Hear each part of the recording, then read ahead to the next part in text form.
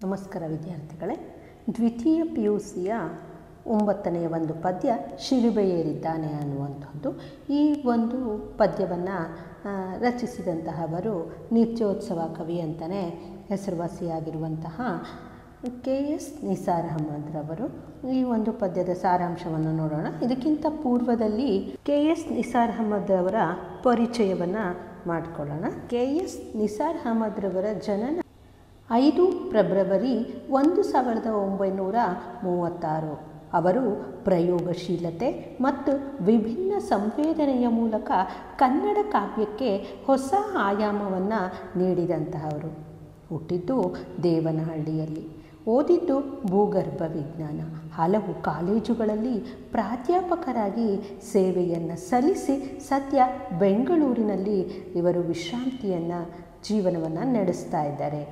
ವಿಭಿನ್ನ ಸಂಸ್ಕೃತಿಯ ಅರಿವು, ವೈಚಾರಿಕ ದೃಷ್ಟಿಕೋನ, ಲವಲವಿಕೆಯ ಭಾಷೆ ಅನುಭವವನ್ನು ಅದವರಿತ ವ್ಯಂಗ್ಯ ಕಟೋಕ್ತಿಗಳ ಮೂಲಕ ಹೇಳುವಂತಹ ಜಾಣ್ಮೆ ನಿಸಾರರ ಕಾವ್ಯದ ಮುಖ್ಯ ಲಕ್ಷಣಗಳಾಗಿವೆ.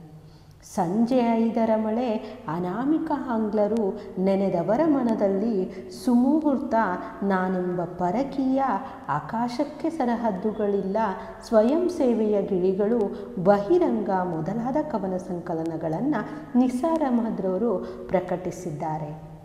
ಹಾಗೆಯೇ ಕನ್ನಡದ ಮೊಟ್ಟ ಮೊದಲ ಭಾವಗೀತೆಗಳ ಜನಪ್ರಿಯ ಕ್ಯಾಸೆಟ್ ನಿತ್ಯೋತ್ಸವವನ್ನು ಹೊರತಂದು ಧ್ವನಿ ಸುರುಳಿ ಪರಂಪರೆ ಬೆಳೆಯಲು ನಿಸಾರ್ ರವರು ಕಾರಣರಾಗಿದ್ದಾರೆ. ಕಾವ್ಯ ಕ್ಷೇತ್ರ ಮಾತ್ರವಲ್ಲದೆ ಶ್ರೇಷ್ಠ ಅನುವಾದಕರು, ವೈಚಾರಿಕ ಲೇಖನಕರ್ತರೂ ಆಗಿರುವಂತಹ ನಿಸಾರ್ ರವರು 2007ರಲ್ಲಿ ಶಿವಮೊಗ್ಗದಲ್ಲಿ ನಡೆದಂತಹ 73ನೇ ಅಖಿಲ ಭಾರತ ಕನ್ನಡ ಸಾಹಿತ್ಯ ಸಮ್ಮೇಳನದ ಅಧ್ಯಕ್ಷತೆಯನ್ನು ಇವರು ವಹಿಸಿದರು.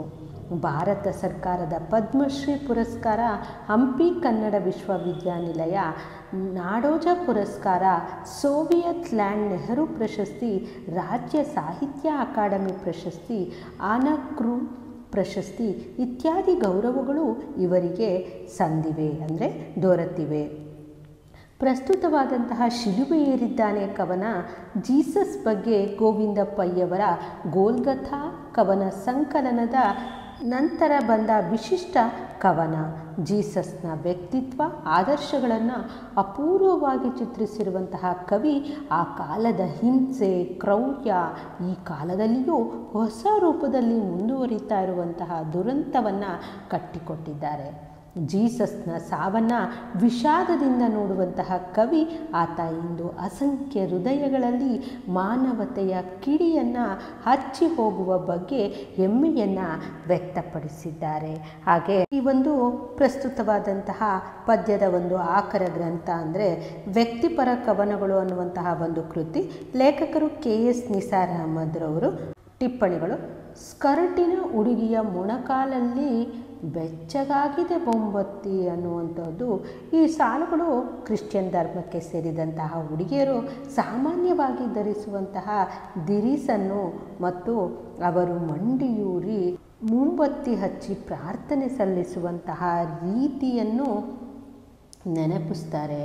ಮೊಂಬತ್ತಿ ಬೆಳಕಿನ ಸಂಕೇತ.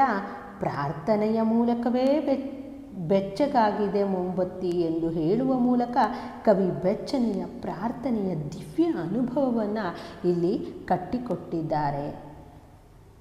ಹಾಗೆ ಕೊಲೆಗುಡಕ ಬರಬ್ಬನ ವಕಾಲತ್ತು ನಡೆಸಿದವರೇ, ಎಡಕ್ಕೊಬ್ಬ ಬಲಕ್ಕೊಬ್ಬ ಕಳ್ಳನ ತೂಗಿ ಸನ್ಮಾನಿಸಿದವರೇ ಅನ್ನುವಂಥದ್ದು. ಈ ಸಾಲುಗಳು ಜೀಸಸ್ನ ಸಾವಿನ ಸಂದರ್ಭವನ್ನು ಕಣ್ಣೆದುರು ತರ್ತವೆ. ಯೇಸುವನ್ನು ಶಿಲುಬೆಗೇರಿಸಲು ಆಗ್ರಹಿಸಿದಂತಹ ರೋಮನ್ನ ಯಾಜಕರು ಆ ಪವಿತ್ರ ದಿನದಂದು ಕೊಲೆಗಡುಕ ಬರಬ್ಬನನ್ನು ಕ್ಷಮಿಸಲು ಆಗ್ರಹಿಸ್ತಾರೆಯೇ ವಿನಃ ಜೀಸಸ್ನನ್ನು ಕ್ಷಮಿಸಲು ಒಪ್ಪೋದಿಲ್ಲ. ಇವರ ಒತ್ತಡಕ್ಕೆ ಮಣಿದು ಇಬ್ಬರು ಕಳ್ಳರ ಮಧ್ಯೆ ಜೀಸಸ್ನನ್ನು ಗಲ್ಲಿಗೇರಿಸಲಾಗುತ್ತೆ. ಹಾಗೆ ನೀವು ಬಡಿದ ಸುತ್ತಿಗೆಗಳು, ಮೊಳೆಗಳು, ಮಕುಟ ಹೆಣೆದ ಮುಳ್ಳುಗಳು ಅನ್ನುವಂಥದ್ದು. ಈ ಸಾಲುಗಳು ಯೇಸುವನ್ನು ಚಿತ್ರಹಿಂಸೆ ಕೊಟ್ಟು ಕೊಲ್ಲುವ ಹೃದಯ ವಿದ್ರಾವಕ ಘಟನೆಗೆ ಸಾಕ್ಷಿಯಾಗಿವೆ. ಜೀಸಸ್ನನ್ನು ಶಿಲುಬೆಗೇರಿಸಿ ಮೊಳೆ ಬಡಿಯುವಂತಹ ಮುಳ್ಳಿನ ಕಿರೀಟ ತೊಡಿಸಿ ಅವಮಾನ ಮಾಡುವ ಕರುಣಾಜನಕ ಸಂದರ್ಭವನ್ನು ಕವಿ ಇಲ್ಲಿ ಚಿತ್ರಿಸಿರುವಂತಹದ್ದನ್ನು ನಾವು ನೋಡಬಹುದಾಗಿದೆ. ಪದ್ಯದಲ್ಲಿ ಮೊದಲಿಗೆ ಒಂದು ಪೂರ್ವಪೀಠಿಕಾ ಭಾಗವನ್ನು ನೋಡೋದಾದರೆ, ಜಗತ್ತಿಗೆ ಪ್ರೀತಿ, ದಯೆ, ಕರುಣೆಯ ಸಂದೇಶವನ್ನು ಸಾರಿದಂತಹ ಮಹಾನ್ ವ್ಯಕ್ತಿಗಳಲ್ಲಿ ಜೀಸಸ್ ಕೂಡ ಪ್ರಮುಖರು. ಸಾವಿನ ಸಂಕಟದಲ್ಲಿಯೂ ಕೂಡ ವಿಚಲಿತರಾಗದೆ ಲೋಕ ಕಲ್ಯಾಣಕ್ಕಾಗಿ ಮಿಡಿದಂತಹ ಜೀಸಸ್ನ ವ್ಯಕ್ತಿತ್ವ ಇಂದು ಪ್ರಸ್ತುತ ಹಿಂಸೆ, ಆಧುನಿಕ ಸಮಾಜದ ಗುಣವೆಂಬಂತೆ ವಿಶ್ವವ್ಯಾಪಿಯಾಗಿ ಹಬ್ಬುತ್ತಿರುವಂತಹ ಈ ಸಂದರ್ಭದಲ್ಲಿ ಜೀಸಸ್ನ ಪ್ರೀತಿ, ಕರುಣೆ, ಔದಾರ್ಯ ನಮ್ಮೊಳಗೆ ಅನುರಣಗೊಳ್ಳಬೇಕಾದಂತಹ ಅಗತ್ಯವಿದೆ. ಕವಿ ನಿಸಾರ್ ಅಹಮದ್ ಅವರು ಜೀಸಸ್ನ ವ್ಯಕ್ತಿತ್ವದ ಬಗ್ಗೆ ಬರೆದಿರುವಂತಹ ಈ ಕವಿತೆ ಪರಧರ್ಮ ಸಹಿಷ್ಣುತೆ ಹಾಗೂ ವಿಶ್ವ ಭ್ರಾತೃತ್ವಕ್ಕೆ ಬರೆದಂತಹ ಹೊಸ ಭಾಷ್ಯದಂತಿದೆ. ಈ ಶಿಲುಬೆ ಅನ್ನುವಂತಹದ್ದು ಒಂದು ಧಾರ್ಮಿಕ ಲಾಂಛನ, ಅದು ಕ್ರೈಸ್ತ ಧರ್ಮದ ಧಾರ್ಮಿಕ ಲಾಂಛನ. ಹಾಗೆ ಆ ಒಂದು ಧರ್ಮದವರು ಆಚರಿಸುವಂತಹ ಅತ್ಯಂತ ಶ್ರೇಷ್ಠವಾದಂತಹ ಕ್ರಿಸ್ಮಸ್ ಹಬ್ಬ ಬರುವಂತಹದ್ದನ್ನು, ಆ ಹಬ್ಬದ ವಿಶೇಷತೆಯನ್ನು ಕುರಿತು ಈ ಒಂದು ಪದ್ಯದಲ್ಲಿ KS ನಿಸಾರ್ ಅಹಮದ್ ರವರು ಹೇಳ್ತಾ ಹೋಗ್ತಾರೆ. ನೋಡಿ, ಡಿಸೆಂಬರ್ ತಿಂಗಳು ಅಂತಂದರೆ ಅದು ಕ್ರಿಸ್ಮಸ್ನ ಹಬ್ಬವನ್ನು ಆಗಮಿಸುವಂತಹ ಒಂದು ತಿಂಗಳು. ಹಾಗೆ ನೋಡಿ, ಕ್ರಿಸ್ಮಸ್ ಹೊತ್ತು ತಂದಿದೆ ಈ ಮನೆಗೆ ಕೇಕು, ಚಳಿ, ನಕ್ಷತ್ರ ದೀಪ, ಪ್ಲಾಸ್ಟಿಕ್ನ ಕಲ್ಲಿನ ಕುಪ್ ಜೊತೆಗೆ ಕರುಣಿಸಿದೆ ಗಿಡದ ರೂಪ, ಅದಕ್ಕೆ ಮಂಜಿನ ಕೆಲಸ ಮಾಡಿದೆ ಹತ್ತಿ, ಸ್ಕರ್ಟಿನ ಹುಡುಗಿಯ ಮೊಣಕಾಲಲ್ಲಿ ಬೆಚ್ಚಗಾಗಿದೆ ಮೊಂಬತ್ತಿ ಅನ್ನುವಂಥದ್ದು. ಮೊದಲಿಗೆ ಈ ಪದ್ಯದ ಒಂದು ಸಾರಾಂಶವನ್ನು ನೋಡ್ತಾ ಹೋಗೋಣ. ಈ ಒಂದು ಕ್ರಿಸ್ಮಸ್ ಹಬ್ಬ ಬರುವಂತಹದ್ದು ಡಿಸೆಂಬರ್ ತಿಂಗಳಿನಲ್ಲಿ. ಈ ಕ್ರಿಸ್ಮಸ್ ಆಗಮನ ಅಂತಂದರೆ ಇಲ್ಲಿ ಪ್ರತಿ ವರ್ಷವೂ ಕೂಡ ಕ್ರೈಸ್ತ ಧರ್ಮದವರು ಡಿಸೆಂಬರ್ ತಿಂಗಳಲ್ಲಿ ಬಹಳಷ್ಟು ಸಡಗರ ಸಂಭ್ರಮದಿಂದ ಆಚರಿಸ್ತಾರೆ. ಇದು ಒಂದು ಶಿಲುಬೆ ಅಂತಂದರೆ ಇದು ಒಂದು ಧಾರ್ಮಿಕ ಲಾಂಛನವೂ ಕೂಡ ಹೌದು. ಆಗ ಈ ಪ್ರತಿ ವರ್ಷ ಬರುವಂತಹ ಕ್ರಿಸ್ಮಸ್ ಹಬ್ಬ ಮನೆ ಮನೆಗೂ ಸಹಿತ, ಅಂದರೆ ಅಲ್ಲಿ ಬರುವಂತಹ ಕ್ರೈಸ್ತ ಧರ್ಮದವರ ಎಲ್ಲ ಮನೆಗೂ ಸಹ ಕೇಕನ್ನು ಮತ್ತು ಚಳಿಯನ್ನು ತರುತ್ತೆ. ನೋಡಿ, ಸಾಮಾನ್ಯವಾಗಿ ಡಿಸೆಂಬರ್ ತಿಂಗಳು ಅಂದರೆ ಅತ್ಯಂತ ಚಳಿಯ ಒಂದು ಸಮಯ. ಆ ಚಳಿಯಲ್ಲಿ ತಣ್ಣನೆ ಕೊರೆಯುವಂತಹ ಚಳಿಯನ್ನು ತರುತ್ತೆ. ಅಷ್ಟೇ ಅಲ್ಲ, ಆ ಒಂದು ಹಬ್ಬದ ಸಂಭ್ರಮ ಹೇಗೆಲ್ಲ ಇರುತ್ತೆ ಅಂತಂದರೆ, ನಕ್ಷತ್ರ ದೀಪಗಳನ್ನು ಮನೆಯ ಮುಂದೆ ತೂಗು ಹಾಕಿರ್ತಾರೆ. ಅಷ್ಟೇ ಅಲ್ಲ, ಅಲ್ಲಿರುವಂತಹ ಪ್ಲಾಸ್ಟಿಕ್ ಗಿಡಕ್ಕೆ, ಕ್ರಿಸ್ಮಸ್ ಟ್ರೀ ಅಂತ ಹೇಳ್ತೀವಲ್ಲ, ಆ ಒಂದು ಗಿಡಕ್ಕೆ ಹತ್ತಿಯಿಂದ ಅಲಂಕಾರ ಮಾಡಿರ್ತಾರೆ. ಅಂದರೆ ಆ ಹತ್ತಿ ಯಾವ ಕೆಲಸವನ್ನು ಮಾಡ್ತಿರುತ್ತೆ ಅಂತಂದರೆ, ಅದು ಮಂಜಿನ ರೂಪದ ಕೆಲಸವನ್ನು, ಅಂದರೆ ಮಂಜಿನ ರೂಪವನ್ನು ಹತ್ತಿಗೆ ಕೊಟ್ಟಿರ್ತಾರೆ. ಹಾಗೆ ಅಲ್ಲಿ ಸ್ಕರ್ಟನ್ನು ಧರಿಸಿ ಮೊಣಕಾಲೂರಿ ಪ್ರಾರ್ಥನೆಯನ್ನು ಕ್ರಿಶ್ಚಿಯನ್ ಒಬ್ಬ ಹೆಣ್ಣು ಮಗಳು ಪ್ರಾರ್ಥನೆಯನ್ನು ಸಲ್ಲಿಸ್ತಾ ಇದ್ದಾಳೆ. ಅವಳ ಆ ಬೆಚ್ಚನೆಯ ಪ್ರಾರ್ಥನೆಯ ಮೂಲಕವೇ ಮೊಂಬತ್ತಿ ಬಿಸಿಯಾಗಿದೆಯೇನೋ ಎಂಬಂತೆ ಕವಿಗೆ ಇಲ್ಲಿ ಭಾಸವಾಗ್ತಾ ಇದೆ. ಕ್ರಿಸ್ಮಸ್ ಹಬ್ಬದ ಅಲಂಕಾರದಲ್ಲಿ ನಕಲಿ ವಸ್ತುಗಳನ್ನು ಬಳಸಿದರೂ ಕೂಡ ಅವರ ಪ್ರಾರ್ಥನೆಯ ಭಕ್ತಿ ಭಾವಗಳು ಮಾತ್ರ ಅಸಲಿಯಾಗಿಯೇ ಕಾಣ್ತವೆ. ಅಂತಂದರೆ ಅಲ್ಲಿ ಏನು ನಕ್ಷತ್ರ ದೀಪಗಳನ್ನು ತೂಗು ಹಾಕಿರ್ತಾರೆ, ಅವು ಕೂಡ ನಕಲಿವೇ ಆಗಿರುತ್ತೆ. ಹಾಗೆ ಅಲ್ಲಿ ಕ್ರಿಸ್ಮಸ್ಸಿನ ಒಂದು ಟ್ರೀ ಅಂತ ಹೇಳ್ತೀವಲ್ಲ, ಅದಕ್ಕೆ ಹತ್ತಿಯಿಂದ ಅಲಂಕಾರ ಮಾಡಿರ್ತಾರೆ, ಅದು ಕೂಡ ನಕಲಿದೇ ಆಗಿರುತ್ತೆ. ಆದರೆ ಅವರ ಪ್ರಾರ್ಥನೆ ಭಕ್ತಿ ಭಾವಗಳು ಮಾತ್ರ ಏನಾಗಿರುತ್ತೆ, ಅಸಲಿಯಾಗಿರುತ್ತೆ ಅನ್ನುವಂಥದ್ದನ್ನು ಇಲ್ಲಿ ಕವಿಗಳು ಹೇಳ್ತಾರೆ. ಮುಂದಿನದು, ಶಿಲುಬೆ ಏರಿದ್ದಾನೆ ಜೀಸಸ್, ಗೋಡೆಯಲ್ಲಿ ಬಾಗಿದ ಶಿರ ಕುತ್ತಿಗೆಯಲ್ಲಿ ಉಬ್ಬಿದೊಂದು ನರಯಾತನೆಗೋ, ನಲ್ವಾತನೇ ನುಡಿವ ಮುಖ ಮುದ್ರೆ ತೆರೆದಿದೆ ಎನ್ನುವಂತಿದೆ. ಕೊಲೆಗಡುಕ ಬರಬ್ಬನ ವಕಾಲತ್ತು ನಡೆಸಿದವರೇ ಎಡಕ್ಕೊಬ್ಬ ಬಲಕ್ಕೊಬ್ಬ ಕಳ್ಳನ ತೂಗಿ ಸನ್ಮಾನಿಸಿದವರೇ ಮನ್ನಿಸಲಿ ನಿಮ್ಮನ್ನ ಆ ದೇವರು ಅಂತ ಇಲ್ಲಿ ಹೇಳ್ತಾರೆ. ಈ ಒಂದು ಪದ್ಯದ ಒಂದು ಪ್ಯಾರದಲ್ಲಿ ಯೇಸುವಿನ ಚಿತ್ರಣವನ್ನು ಕುರಿತು ಇಲ್ಲಿ ಹೇಳಲಾಗುತ್ತೆ. ಅಂದರೆ ಅಲ್ಲಿ ಯೇಸುವನ್ನು ಯಾವ ರೀತಿಯಾಗಿ ನಡೆಸಿಕೊಟ್ಟಿದ್ದಾರೆ. ಗೋಡೆಯ ಮೇಲೆ ಶಿಲುಬೆಗೇರಿಸಿದಂತಹ ಯೇಸುವಿನ ಚಿತ್ರಪಟ ಇದೆ. ಆ ಚಿತ್ರಪಟದಲ್ಲಿ ಯೇಸುವಿನ ತಲೆಗೆ ಒಂದು ಕಡೆ ಬಾಗಿದೆ. ಆ ಕುತ್ತಿಗೆಯಲ್ಲಿ ಉಬ್ಬಿದಂತಹ ಒಂದು ನರ ಕೂಡ ಕಾಣ್ತಾ ಇದೆ.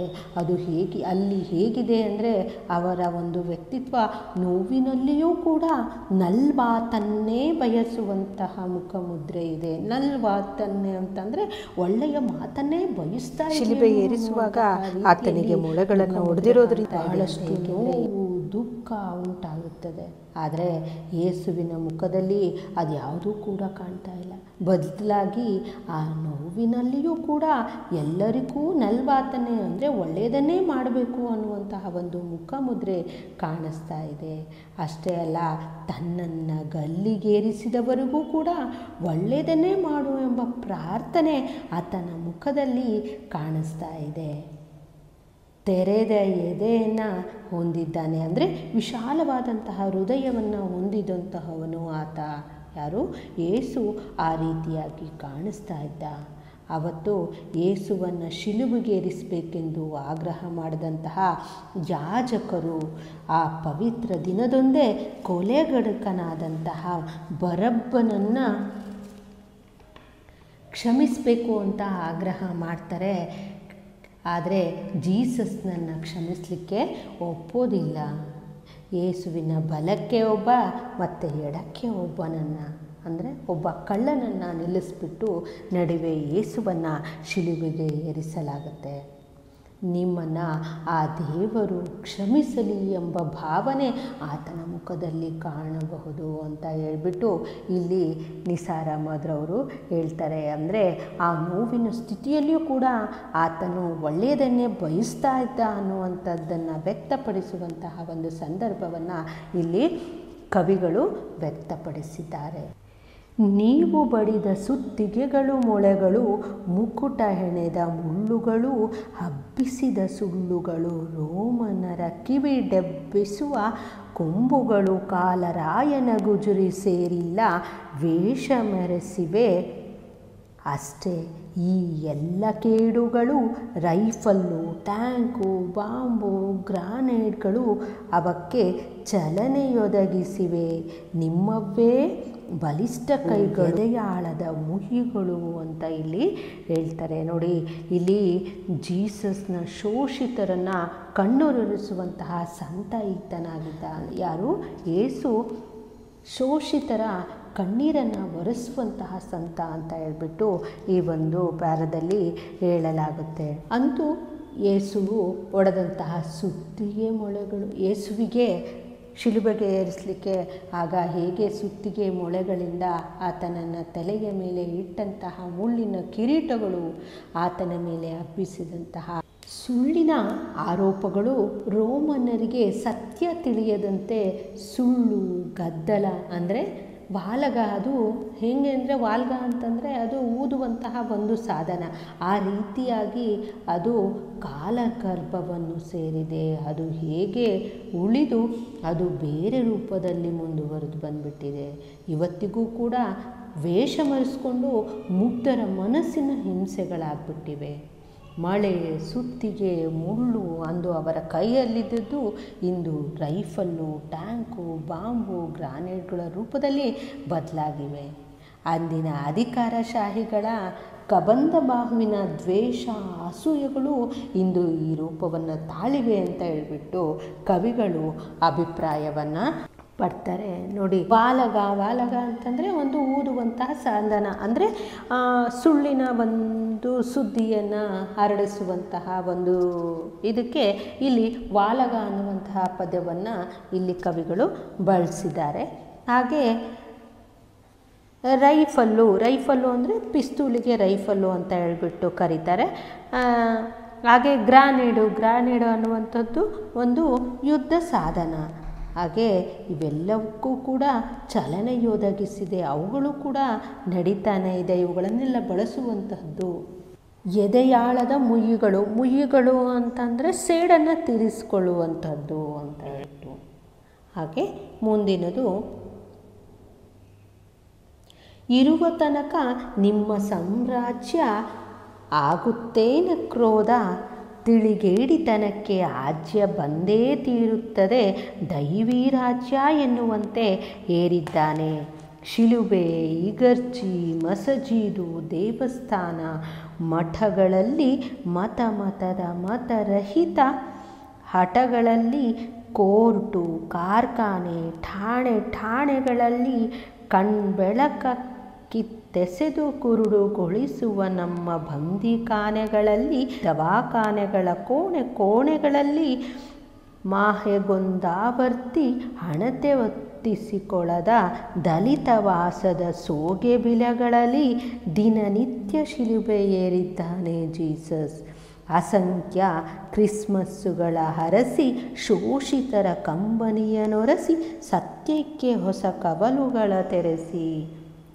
ನೋಡಿ, ಇಲ್ಲಿ ಈ ಒಂದು ಪ್ಯಾರದಲ್ಲಿ ದುಷ್ಟತನವನ್ನು ಅದಕ್ಕಾಗಿಯೇ ಜೀಸಸ್ ಒಂದು ಮಾದರಿಯ ಒಂದು ತುಪ್ಪದಂತೆ ಅಂತ ಹೇಳ್ಬಿಟ್ಟು, ಅಂದರೆ ಒಂದು ಔಷಧದ ರೂಪದಂತೆ ದುಷ್ಟತನವನ್ನು ಹೋಗಲಾಡಿಸೋದಕ್ಕಾಗಿ ಜೀಸಸ್ ಅನ್ನುವಂತಹದ್ದು ಒಂದು ಮಾದರಿಯ ಔಷಧಿ ಅಂತ ಹೇಳ್ಬಿಟ್ಟು ಇಲ್ಲಿ ಕವಿಗಳು ಹೇಳ್ತಾ ಹೋಗ್ತಾರೆ. ಅಂದಿನಂತಹ ದುಷ್ಟ ಸಾಮ್ರಾಜ್ಯ ಇರುವ ತನಕ ಕಿಡಿಗೇಡಿತನ, ನಾನು ತುಪ್ಪವಾಗುತ್ತೇನೆ, ಒಂದಲ್ಲ ಒಂದು ದಿನ ದೈವೀ ರಾಜ್ಯ ಬಂದೇ ಬರುತ್ತದೆ. ನೋಡಿ, ಅಲ್ಲಿ ಏಸುವುದು ಏನು, ಕಿಡಿಗೇಡಿತನ ಇರೋ ತನಕನೂ ಕೂಡ ಅವರನ್ನು ಹೋಗಲಾಡಿಸುವುದಕ್ಕಾಗಿ ಔಷಧಿಯ ರೂಪದಲ್ಲಿ ನಾನು ಇರ್ತೇನೆ ಅಂತ ಹೇಳ್ತಾರೆ. ಅಷ್ಟೇ ಅಲ್ಲ, ಒಂದೇ ಒಂದು ದಿನ ದೈವೀ ರಾಜ್ಯ ಬಂದೇ ಬರ್ತದೆ. ಅಂದರೆ ದೇವರ ರಾಜ್ಯ ಒಂದಲ್ಲ ಒಂದು ದಿನ ದೈವೀ ರಾಜ್ಯ ಬಂದೇ ಬರ್ತದೆ ಎನ್ನುವ ಹಾಗೆ ಜೀಸಸ್ ಅನ್ನುವಂಥವರು ಶಿಲುಬೆ ಏರಿದ್ದಾರೆ. ಇಗರ್ಜಿ ಅಂತಂದರೆ ಚರ್ಚು ಅಂತ ಹೇಳ್ಬಿಟ್ಟು, ಮಸಜೀದು ಅಂದರೆ ಮಸೀದಿ, ಹಾಗೆ ದೇವಸ್ಥಾನ, ಮಠಗಳಲ್ಲಿಯೂ ಕೂಡ ಆ ಮತ ಈ ಮತ, ಆ ಜಾತಿ ಈ ಜಾತಿ ಎನ್ನುವಂತಹ ಮತರಹಿತ ಕಿತ್ತಾಟಗಳಲ್ಲಿ, ಕೋರ್ಟ್ಗಳಲ್ಲಿ, ಕಾರ್ಖಾನೆಗಳಲ್ಲಿ, ಠಾಣೆ ಅಂದರೆ ಪೊಲೀಸ್ ಠಾಣೆಗಳಲ್ಲಿ ಕತ್ತಲಕೂಪವಾದಂತಹ ಬಂದಿಖಾನೆ ಅಂದರೆ ಸೆರೆಮನೆಗಳಲ್ಲಿ ಇರ್ಬೋದು, ದವಾಖಾನೆ ಅಂದರೆ ಆಸ್ಪತ್ರೆಗಳಲ್ಲಿಯೂ ಕೂಡ ಪ್ರತಿಯೊಂದು ಕೋಣೆಗಳಲ್ಲಿ ತಿಂಗಳಿಗೆ ಒಂದು ಸಾರಿನೂ ದೀಪ ಹಚ್ಚದಂತಹ ಬಡದಲಿತರ ವಾಸದ ಬಿಲದಂತಹ ಮನೆಗಳಲ್ಲಿ, ಅಂದರೆ ಅತ್ಯಂತ ಚಿಕ್ಕದಾದಂತಹ ಗುಡಿಸಲು ಮನೆಗಳಲ್ಲಿಯೂ ಕೂಡ ನಿತ್ಯವೂ ನೊಂದು ಶಿಲುಬೆ ಏರಿದ್ದಾನೆ ಯೇಸು. ಮತ್ತೆ ಬರುವಂತಹ ಕ್ರಿಸ್ಮಸ್ಗಳಲ್ಲಿ ಜನಗಳಿಗೆ ಹಾರೈಸುತ್ತಾ ಶೋಷಣೆಗೆ ಒಳಗಾಗಿರುವಂತಹ ಜನರ ಕಣ್ಣೀರನ್ನು ಒರೆಸ್ತಾ ಸತ್ಯದ ಹೊಸ ಕವಲುಗಳನ್ನು ತೆರೆಸುತ್ತಾ ನಿತ್ಯವೂ ಕೂಡ ಯೇಸು ಶಿಲುಬೆ ಏರಿದ್ದಾನೆ. ನನ್ನಂತೆಯೇ ಶೋಷಣೆಯಲ್ಲಿ ನಲುಗ್ತಾ ಇರುವಂತಹ ಕಣ್ಣೀರನ್ನು ಒರೆಸ್ಬಿಟ್ಟು ಹೊಸ ಭರವಸೆಯನ್ನು ನೀಡಲು ಯೇಸು ಶಿಲುಬೆ ಏರಿದ್ದಾನೆ ಅಂತ ಹೇಳ್ಬಿಟ್ಟು ಕವಿ ಇಲ್ಲಿ ಅಭಿಪ್ರಾಯಪಟ್ಟಿರುವಂತಹದ್ದನ್ನು ನಾವು ನೋಡಬಹುದಾಗಿದೆ. ಇಷ್ಟು ಶಿಲುಬೆ ಏರಿದ್ದಾನೆ ಅನ್ನುವಂತಹ ಒಂದು ಪಾದ್ಯಕ್ಕೆ ಸಂಬಂಧಿಸಿದಂತಹ ಸಾರಾಂಶವಾಗಿತ್ತು. ಧನ್ಯವಾದಗಳು.